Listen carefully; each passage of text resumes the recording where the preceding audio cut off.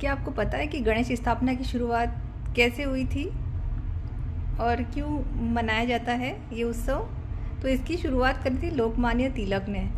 अगर आपने सबने पढ़ा ही होगा, ये तो बहुत छोटी चीज़ है, छोटी छोटी क्लासों में भी पढ़ाया जाता है। और इसीलिए की थी उन्होंने 1893 में इसकी शुरुआत हुई थी। इसलिए की थी कि सभी जातियाँ, जो हिंदू जातियाँ हैं, सभी इकट्ठी हो पाएँ और अंग्रेज़ों से कैसे आज़ादी मिले।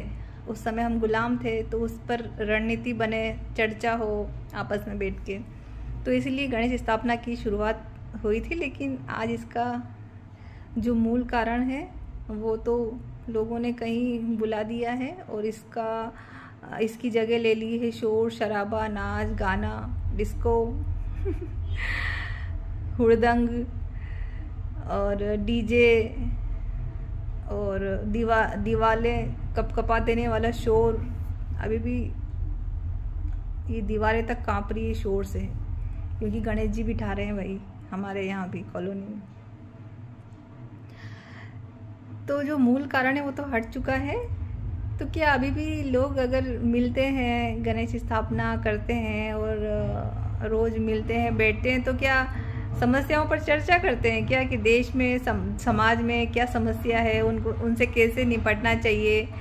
ये सब तो पता ही नहीं, लोगों के खोपड़े में है ही नहीं, क्योंकि उनको समझ बोध से कोई मतलब ही नहीं है और उनकी जगह बस यही सब करना है। तो इन मूर्खों को अगर हम बताने भी जाते हैं, यहाँ भी आए थे चंदा लेने के लिए बहुत सारे लोग, और मैंने मना कर दिया कि हम लोग इन कर्मकांड में ऐसे भाग नहीं लेते हैं, क्योंकि इसका उद्देश्य जो था वास्तविक वो तो ख़त्म हो चुका है। तो हम ऐसे हुड़दंग में भाग नहीं लेते हैं और इसके लिए पैसा भी नहीं देते हैं। मैंने तो डायरेक्ट मना कर दिया था।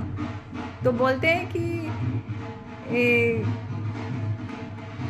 हमें धर्म का कुछ पता नहीं है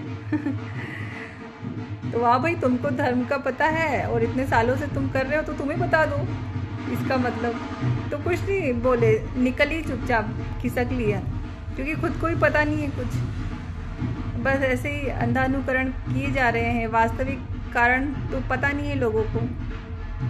और ऐसे इन अंधभक्तों की भक्ति के ऊपर कोई अगर सवाल उठाता है तो उसके पीछे ये लोग बहुत भौंकने के लिए तैयार बैठे रहते हैं तो भाई मूर्खों, इससे किसी और का कोई ये नुकसान नहीं होगा, इससे तुम्हारा ही नुकसान होगा।